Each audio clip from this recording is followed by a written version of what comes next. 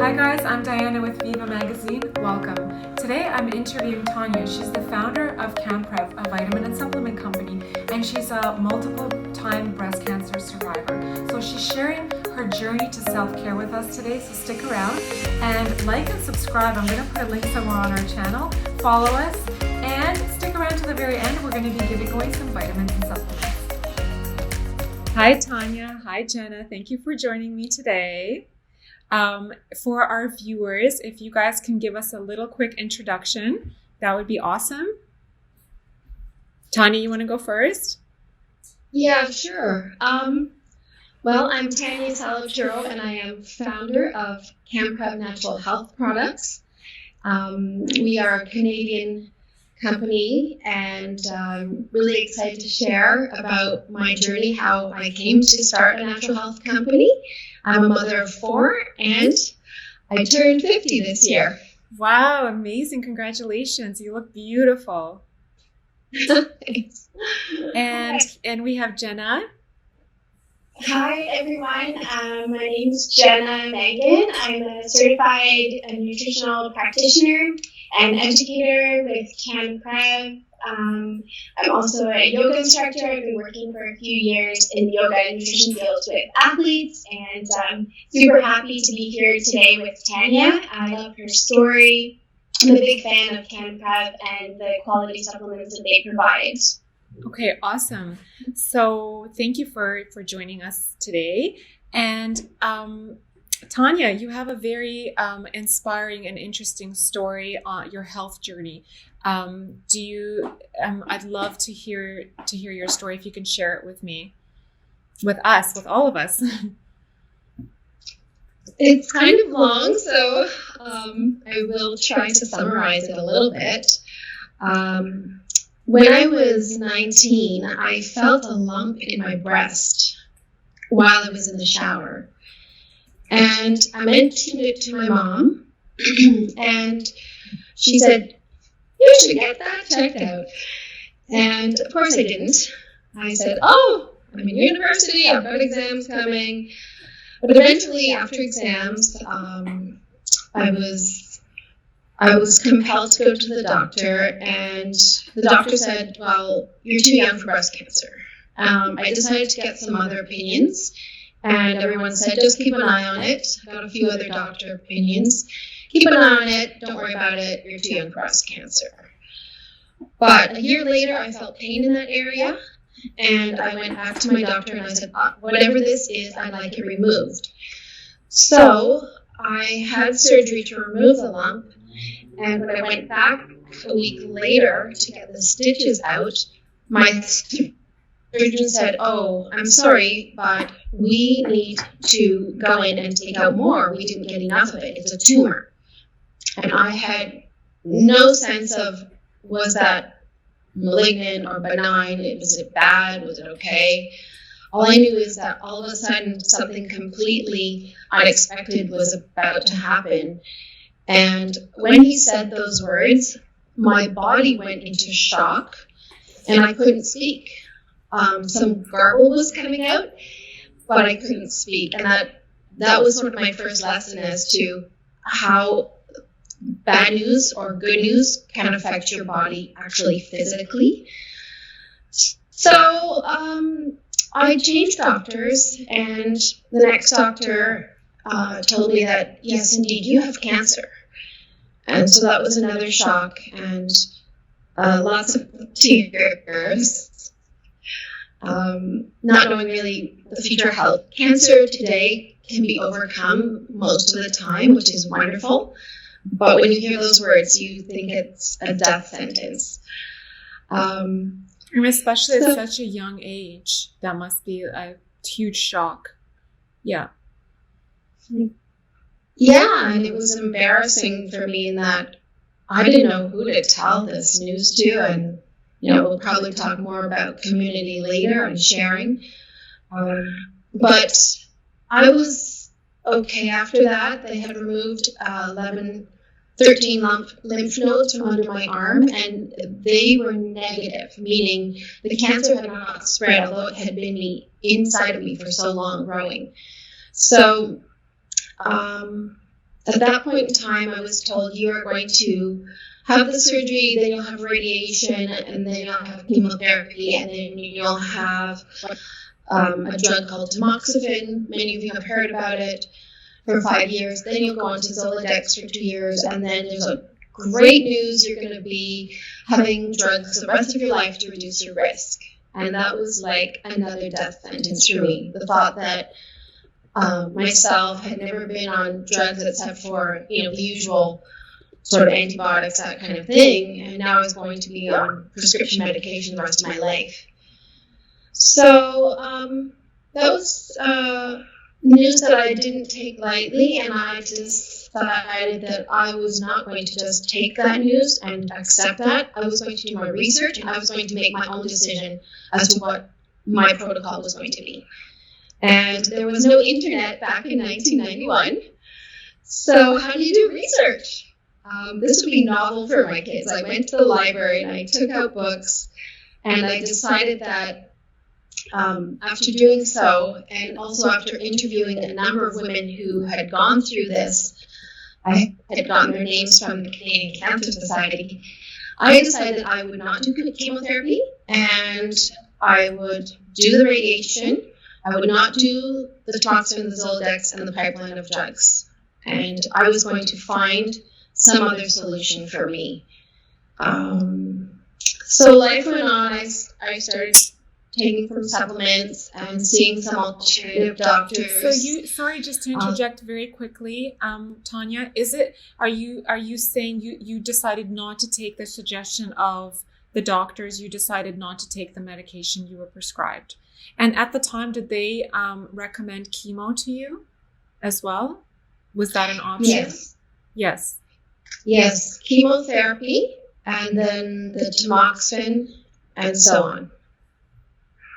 Okay, so you decided to go with an alternative method for yourself, completely alternative. Okay. Well, I did accept the radiation, which was 25 sessions, and the reason I accepted that is because I could not find any evidence that it would give me long-term negative repercussions. Mm-hmm. I since have my own opinion of that it does have long-term negative repercussions, but that's just my own personal experience. Okay. Sorry to interrupt. I'm just curious how you made the decision. And so you did accept chemo. Okay. Radiation only. I'm sorry. I'm completely ignorant. I don't know even the difference. So, okay. So you proceeded from there, and then you said no to the drugs, to the prescriptions, and you decided to go your own route. Okay. Yeah. Tanya, it might be helpful it might be helpful just because I know a little bit of your background from your childhood, and so why you might have that intuition, or most people might just go with the options first handed to them. So maybe if you talk about a little bit of your childhood with naturopathic medicine, that might be good for Diana and some of the viewers to know why you were curious about different options. Yeah, I was blessed to go to my father's town in Germany every year as a child, and every year he would take us to his family doctor, who was kind of old and looked like Einstein and terrified me. But every time we left with powders and liquids and drops, things that I had never seen in my doctor's office or in a drugstore here in Ontario in Canada. And so when the time came for me to take chemotherapy and all these prescription medications, I knew that there was a whole other world of medicine out there.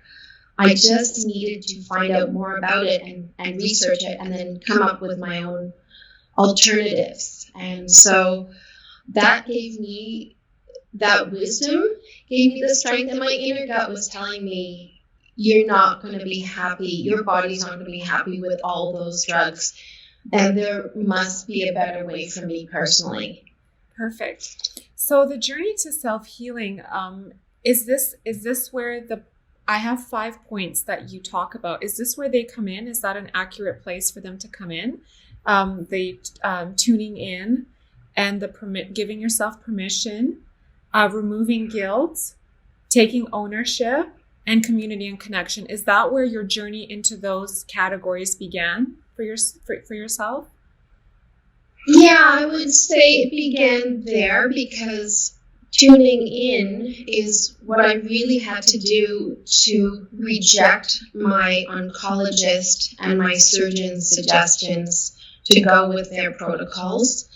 So I had to tune in and dial into my deep inner gut feeling. And I think quite often people have that gut feeling, but they think, oh, I should just go with what's being recommended, and they don't question what's recommended. So it's very important that you explore your options, and if your gut is telling you maybe this isn't right for you, you need to listen to your body. Tuning in, of course, means a lot of other things, like where am I at mentally, where am I at emotionally, where am I at spiritually. But that is definitely where I began to see that I needed to tune in, and I needed to give myself permission to have my own opinion, even if it went against the flow. Mm-hmm. And I think this is, sorry, Diane, I just wanted to maybe offer up like a tangible takeaway, because in the moment when you receive any type of health news, really, as Tanya says, it does kind of affect you physically. And so you might be dealing with other, feelings to try to navigate your way. And so I think just a really quick tip that I like to give clients is, see if you can take 5 minutes out of your day, sit quietly, close your eyes, do some deep breathing. It's like a check-in with yourself. It's like a, tuning in. We live such busy lives. This is something that we really don't take time for. And if you're not a sitter, if you're like me, it's really hard to sit still, then use that 5 minutes and maybe create like a symptom journal, and become more aware of how you actually feel. And I think that's a good starting point, because navigating through, decision making is hard on a regular day. When you layer on being told that you have a health issue or a condition or whatever it may be, just makes it even that more challenging. So just to simplify, kind of a takeaway for how we can tune in, I think sitting quietly, start with 5 minutes a day. That's something I like to recommend to people. Beautiful. I mean, I completely agree with you. I try to, I'll just, if anybody's curious, I'll give you my quick one. I try to steal and like 5 minutes in the morning. And I'm sure I'm not a mom yet, but I'm sure, Tanya, you can relate probably, like with kids, it probably becomes even more, you have even more on your plate. So I just really try to steal that time in the morning, before like the technology hits and the emails hit and the phone, just to like take a few minutes to stretch and have a cup of tea and not be pulled into the crazy rush of the day right from the get-go. Yeah. I don't know if that's the same, if that's on the same vein or not, but I just feel like the pull of everything that's moving so quickly, it can almost like take you right off your feet from the morning, from the very first, and like sets you up for that kind of day. Yeah, I usually do what you're talking about before my feet hit the ground. So I lay in my bed and I check in with myself and I think about where I'm at, and if there's any negative thoughts, I try to turn them into positive thoughts. And I meditate, say a prayer for the day, and then once my feet hit that floor, it's running, running pretty much till bedtime. The only other time I check in usually is when I get in the car to drive, and before I actually drive, I just take a moment to, deep breathe and, where's my mental state at, and now refocus to what the task is at hand, which is hopefully driving safely. But yeah, those are the ways I do it on a regular basis. Okay, I love that. So tuning in, taking a minute, claiming some space, and just checking in.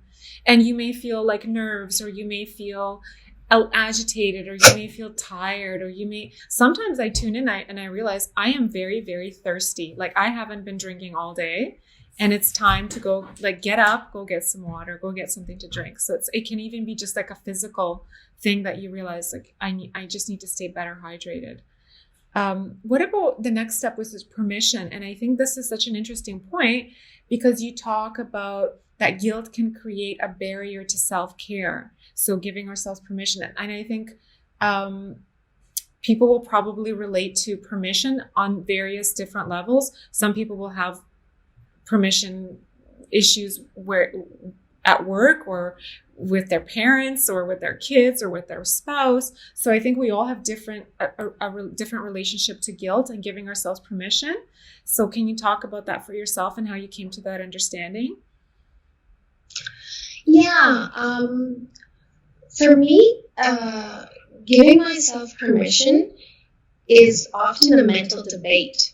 It's almost like there's two of me. One saying, if you take time for yourself, you're taking away from those you love. Or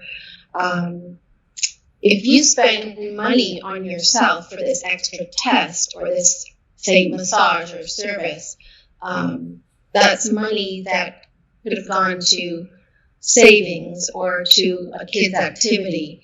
And so, yes, we do have to weigh the pros and cons, and sometimes you're going to come out with, no, this isn't my time for me right now. But unfortunately, I think that happens way too often, and we are not giving ourselves permission to take care of ourselves. Things in your health especially will start to deteriorate if you always put yourself last. And yes, of course, we have to put so many things ahead of us, but we need to set aside, and I think this is where you have to listen to your gut, set aside either the time, the effort, the money to start making ourselves well before we get too far gone and too sick to help everybody else. That's such a great point. Jenna? Yeah, I think you're right, Diana. Like this kind of pillar of navigating towards better care for ourselves, it can mean different things, and it probably has different extremes for every single person, depending on, their health history, their upbringing, all of these things. Life factors play into this, and I think a simple takeaway or something that we can do for ourselves, no matter what level we're on, is if you write it down, if you say, I give myself permission to, and whether it's feel good, exercise more, drink more water, purchase a yoga class pass, or whatever it is for you. If you write that down, you start believing it, and I think that's where the power starts. If you start believing in yourself, if you start believing that you're good enough to feel good, then, and again, it's different levels for everyone, I think this is a really tangible thing that you can do to help push yourself forward in this area. That's awesome advice. Yep. Writing things down, we've done this in the office before, writing down your fears and then just privately and then tearing them up. It's so gratifying. And another exercise we did was writing down lies in your life. So, for example, if someone told you once that you're not smart and you live with that lie, write down the lies that are not true and tear them up. And then write down some truths about yourself, positive truths that to be true, and hang on to those and put your mind on those whenever those negative thoughts creep in. Beautiful. Jenna, do you have anything else to add to that? I was just going to say, this is such a powerful exercise, and I've seen this exercise done with people and genders of all ages, and it reveals so much. We learn about ourselves. We learn about maybe where there's crossroads with ourselves. So try it. Just try it with family members. Try it with your partner. Try it with your kids, and see what comes up, and it's a learning experience. I'm definitely going to try it 100%. It sounds like you have to kind of dig deep a little bit, and then it sounds very liberating to even just admit it or bring it up to the surface. I think that in itself is probably liberating. You like take it out, and then the physical act of tearing up something that you don't feel like you want to belong in your life is probably quite empowering. Yeah, for sure. And I think for a lot of people that I've done this with, clients, or whether it's in the nutrition space or in the yoga space, they've never really been asked. Some of them have never been asked to think about something positive about themselves, and so it's a real journey, or maybe beginning of a journey for them as well. Beautiful. So permission, removing guilt, digging up fears, being able to rip them up, and then finding something positive and focusing on the good. Those are the steps. I wish. Sorry, go on. Oh, no, go ahead. I wish that I had known that years ago, because I carried the fear of my cancer returning, and I carried as if there was a heavy backpack on my shoulder. And it's only through certain exercises like meditation that I've been able to let it go. In my case, I like to pray and give it to God. But unfortunately, my cancer did return, and I was about age 32, and I was breastfeeding my second child, and I realized I could only breastfeed on one breast because of my previous surgeries, but I realized that the breast that had surgery was paining in the same way it had back when I was 20. And I went back to my surgeon, and they said, "You've been dismissed from this hospital." And I said, "I need to come back. I think my cancer's back." And they said, "Oh, no, you had radiation in that spot. It couldn't be." And this is where I had to fight, and I had to fight for all the tests and the mammograms and biopsies. And sure enough, I did have breast cancer again. But unfortunately, before I even went and told them this, I put off going because I was breastfeeding, and I thought that the breastfeeding was so important for my baby. But on the other hand, if my cancer had metastasized during that time, then I would have been in a much worse position physically for me and my family and friends, community.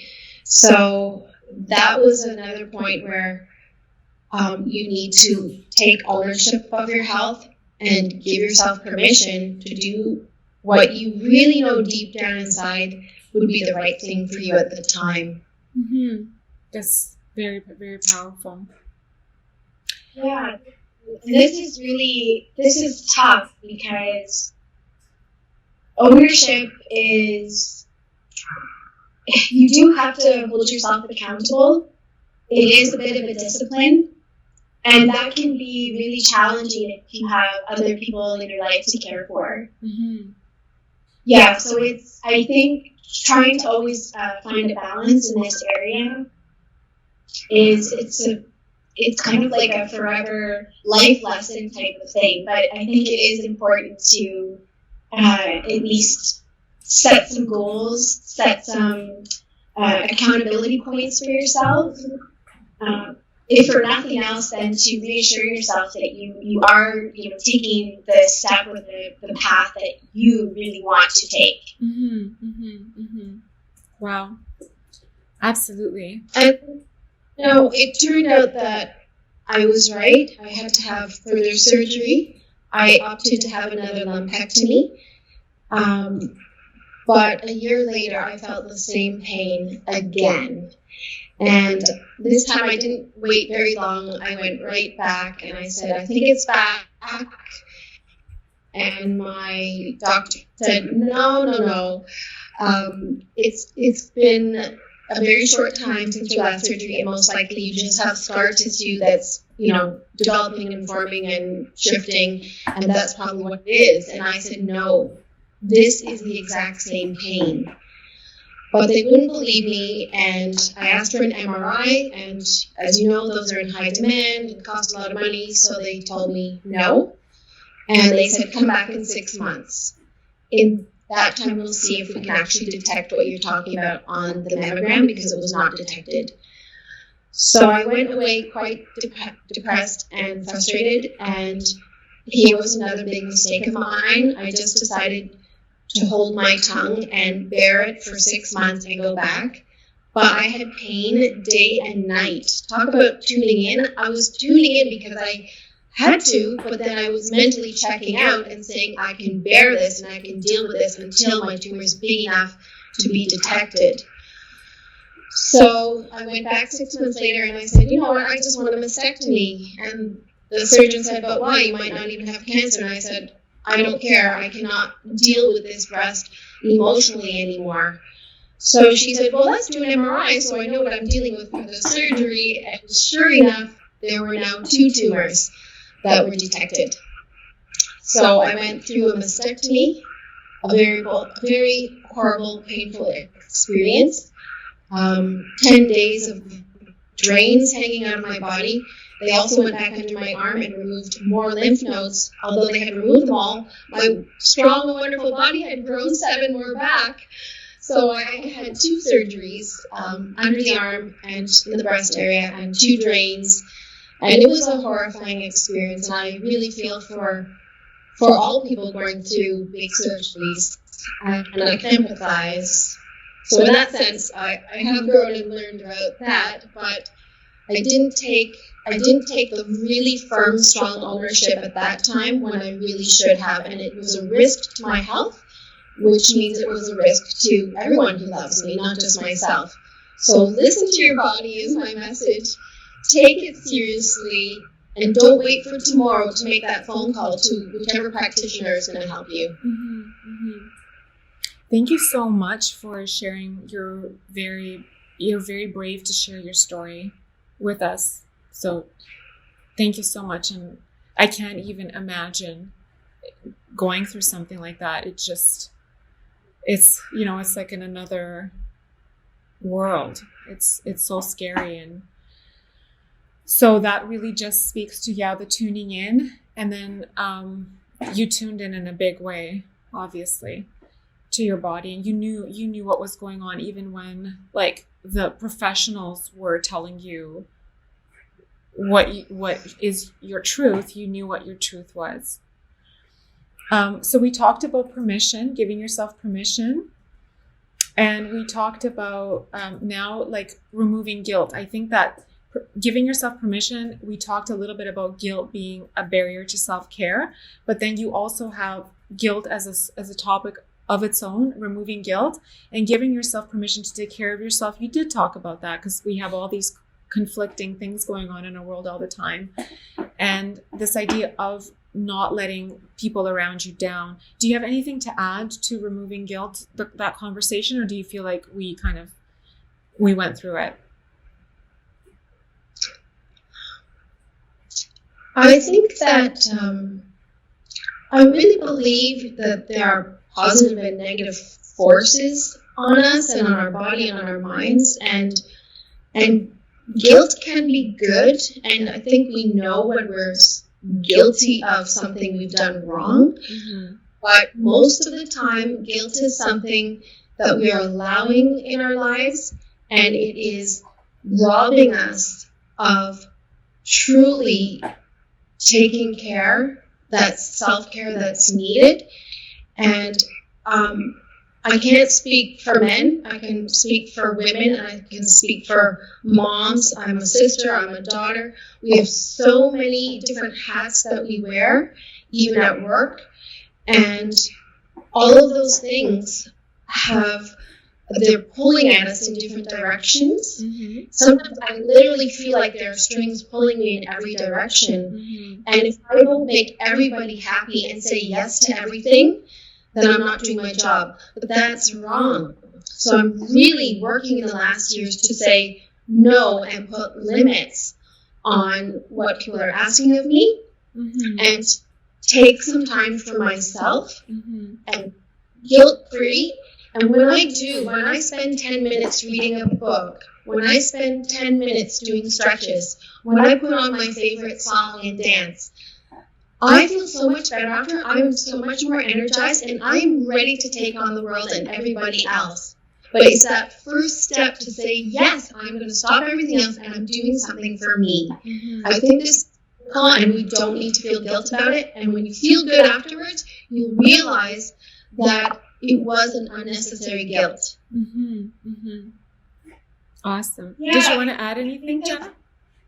Sure. I'll just add that I think what I try to, the discussions I try to have with people around guilt and even myself is try to tune in or go back to, like, how are you feeling? Because if you do take that next step and you do something for yourself and then you evaluate how you feel afterwards, you're going to start to form another feeling or relationship with that action. And you'll notice right away if it's positive or negative.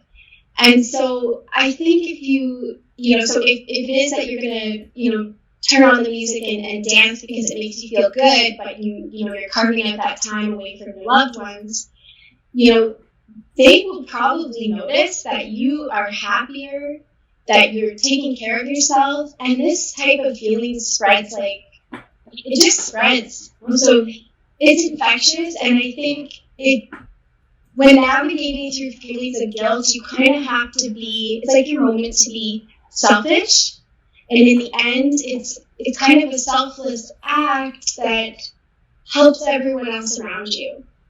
Now, that's easier said than done. I think for a lot of people, women, men, I think again, there are a lot of lifestyle factors that play into how much or to what extremes you feel that feeling. So it's a work in progress like everything else, but I think if you do make a step forward, evaluate how that step has made you feel, and that will give you grounds for whether or not you want to continue to do it or not. Awesome. I love it. We also have the point of ownership, which I feel does begin to tie into some of these, like, permission topics, but ownership is knowing what you need, permitting yourself to take it. What does ownership look like? I'm not sure if you feel, Tanya, that's an additional topic above, like, taking time to yourself or dancing to that favorite music, which those are also on my list, like turning on music you love, singing,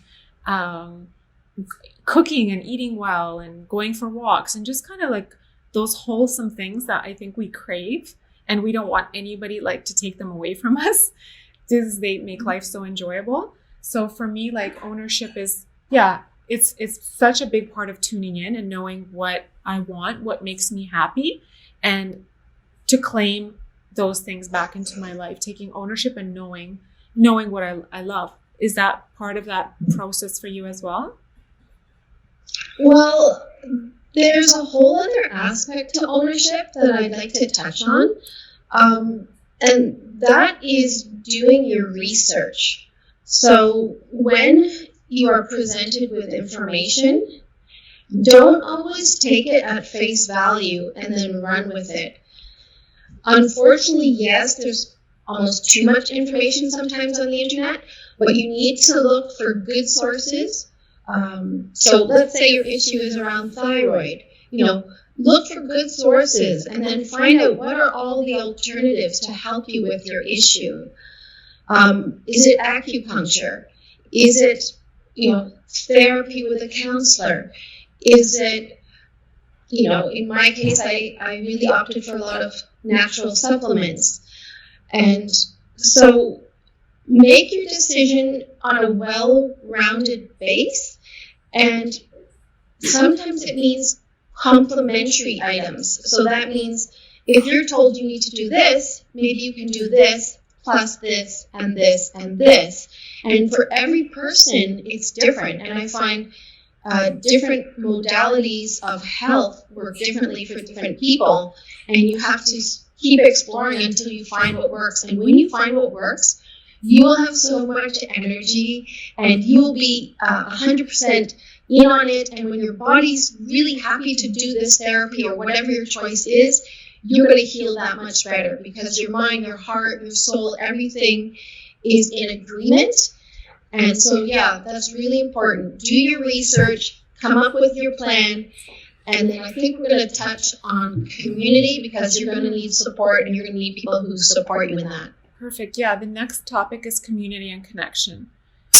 And I love that. Even just hearing it makes me happy, because I don't know, I believe we all have an innate attraction to being together and to supporting each other. So I'd love to hear your perspective on that one.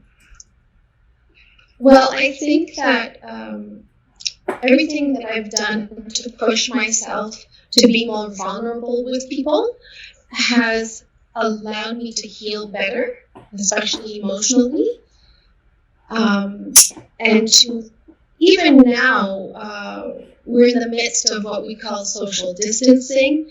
But because of all of my efforts in the past to make myself more vulnerable, I'm okay with reaching out and saying, look, I need to talk to somebody. I need to talk to a friend. I need to FaceTime. I need to hear mom's voice.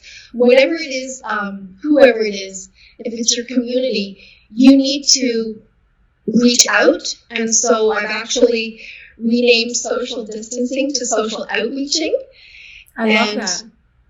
That's all a part of what I've gained through my years of loneliness and holding back and being embarrassed about my issues.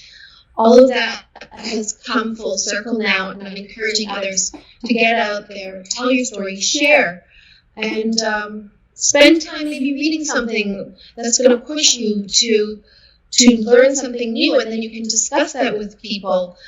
Make conversation and make it meaningful, make it deep. This is what we need in our community, and this promotes healing for yourself and for others. I couldn't agree more with that statement. It's beautiful. Absolutely. I think we need connection more than ever, and outreach more than ever. I think we are kind of, personally, it looks like we're social distanced enough, actually. We may look like we're so interconnected, but, I think there's a lot of loneliness going on and a lot of isolation, and maybe the conversations are kind of there, but they don't have that kind of soul-reaching depth. Jenna, do you have something to add to that too? Yeah, I think community is such a powerful pillar for self-care and for health, because we have all these platforms now to keep us connected socially. But I do find that more and more people are feeling feelings of depression, anxiety, loneliness, pressure. And so what I typically like to recommend to people to help them navigate through a better connection to their community is choose a circle outside of your social norm that you would maybe not normally or weekly, monthly connect with. And it could be, you could discover this circle online through a friend, and hold yourself accountable, go to it, meet up with someone from the group, and start there. So try to find, maybe it's something, a circle that you've always been curious about. Maybe it's a dance club, maybe it's a book club, maybe it's a cooking club or a makeup club, whatever it is. Push yourself, and I think you'll know right away if it works for you, or if it doesn't, give it a couple tries. Mm-hmm. What people end up finding is new perspective. They usually find that they can be more vulnerable in these spaces because no one knows them. Mm-hmm. So sometimes it's harder to be more open and connected with the people that we're closest to, because there's all these layers of feelings, and we might not want to burden them. So when you find these new circles, amazing things can happen. I've seen it, and sometimes you end up sharing health stories or health struggles, or finding new friendships, relationships. And I think this is what people really need. Such a key aspect of feeling good and finding better health and support. That's such a great tip and such amazing advice. I think part of reaching out is making that effort and making it consistent. It may not, it's kind of like anything that we do to step outside of our comfort zone, even if it's good for us, we tend to somehow we resist it, but we have to kind of take the extra steps to do it if it's like good for us, right? So we have to kind of push ourselves funny enough to do the things that are good for us. And Tanya, so how did the journey, your self-care journey, your journey to self-awareness, your journey through your diagnosis, all of those major steps, how did that lead for you to develop your own vitamin and supplement line? The journey was, to be honest, one of not finding what I felt I needed on the market. And natural health has come a far way since the 1990s. Very stringently regulated by Health Canada now, which actually instills a lot of confidence in me, in the system, and in what's allowed to be on the shelves. So 20, 30 years ago, you could find all kinds of things on the shelf which claimed all kinds of things, and there wasn't the evidence-based research that we have today, and some of it was downright unsafe. I found that out when I was taking mushrooms, and a neighbor of mine who was a blood cancer researcher at Mount Sinai in Toronto said to me, you know, the amount of mushrooms you're taking, that extract could be toxic to you. And that really opened my eyes that just because it's natural doesn't mean it's safe. You have to follow the labels or your practitioner's instructions, and it has to be in context, perhaps with other medications you're taking. But my frustration was that nothing actually made me feel better. And you're talking about mushroom extract, right? Mushroom extract. Yeah, you have to be careful with any extract. It is a medicine. It's natural, but it's potent, especially if you take too much in combination with the wrong medications. Then it can make you feel ill. So, but my problem really was that I wasn't feeling better. I never felt better. I always had colds and flus, nonstop, winter, summer. Yeast infections. I wasn't healthy. And so what my dream became over the years would be, if only there was a company that I could trust 100% in the safety, the efficacy, the quality, and that it wouldn't be breaking my bank account every month to stay super healthy and to mitigate my risks for my health and my disease. So eventually, with my husband's agreement, we started this company, CanPrev, which stands for You Can Prevent. And it was really an answer to all of my frustrations, but also an answer to all of my dreams to do something good for the world and good for my family. Perfect. And what would you say are the top products that you first wanted to develop, those where you're like, I have to make sure that I make this because I want this for myself and I want to be able to give this to other people? What are the top maybe 2 or 3 things that you think everybody should be taking on a daily basis? Well, I needed a lot of antioxidants, but I didn't want to take the 36 capsules a day that my naturopath was prescribing for me. So our first flagship product is a multivitamin that's multi-antioxidant as well. And so it has 31 ingredients, but you need to take 3 capsules a day to get a good dose of everything. And then you're covered for all your vitamins and all your antioxidants and some minerals all at once. So Immunomulti made a big difference to my life. Even within a week, my energy started to turn around, and for the first 3 months, I never got any colds or flus, and that was sort of my own self-evidence. And then the other thing I was looking for was hormone balancing. And I think most women are feeling out of balance at some point with their hormones. Because my breast cancers were estrogen dominant, estrogen positive, it meant that essentially I had too much estrogen and xenoestrogen, fake estrogen floating in my body, and I needed my liver to be able to metabolize, and I needed to be able to excrete and flush out these excess toxins, these way excess hormones that were making me have horrible PMS, acne, miserable moods, mood swings, all of these things that I found out later once my hormones were balanced, those weren't me. That wasn't me. I was not naturally meant to be moody and negative and rolling on the floor with cramps and this acne. And so once I started our product called Healthy Hormones, it took several months, but not only now was my energy up from my antioxidants, but I was also a normal, even healed woman, and I think that's definitely my husband's favorite product, Healthy Hormones. Wonderful. Those sound absolutely amazing, and the multivitamin sounds absolutely great. Jenna, so did you want to weigh in on your thoughts on what we should be sort of as women and men as well taking on a daily basis to stay healthy?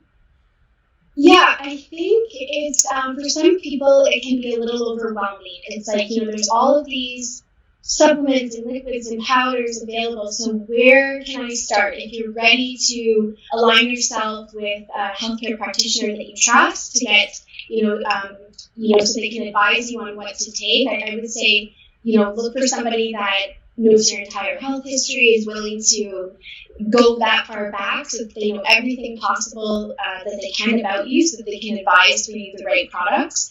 And then, from there, I think antioxidants are a really good place to start, as Tanya mentioned. A multivitamin could offer you vitamins, minerals, plus antioxidants. And basically what these do is they help to fight free radicals in the body. So free radicals, basically the way that they work is they help to, they damage healthy cells. And this is actually, it's kind of a normal biological process that's always happening at a cellular level within us. But when it happens in abundance, that's when things start to get out of control, and we can see things like premature aging and health conditions or recurrent infections that arise. And so getting enough antioxidants to neutralize free radical damage in the body is really, really important. So that could be things like vitamin C, something as simple as increasing your daily vitamin C intake. It could be as simple as supplementing with minerals such as zinc, selenium, magnesium.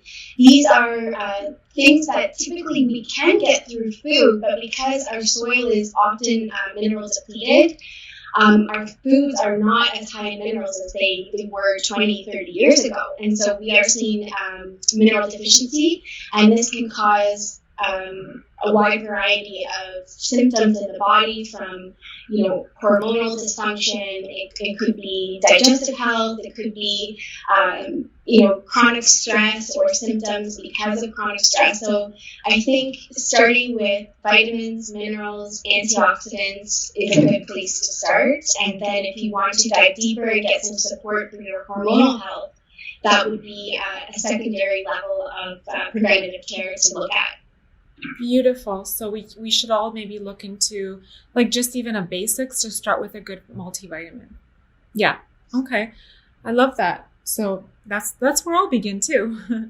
Well, unless both of you have anything else to add to our topic of conversation, I think we covered a lot of ground, and I think what I'm taking away from today is that it's kind of like it's a fine-tuning exercise for us to lead a happier, healthier life. It's about sort of slowing down, being able to tune in, and being able to accept or reject the things that either feel right or wrong in our lives, and being able to claim physical, personal space, mental space, and just being able to do the proper self-care so that our bodies can continue to rejuvenate and keep us going strong.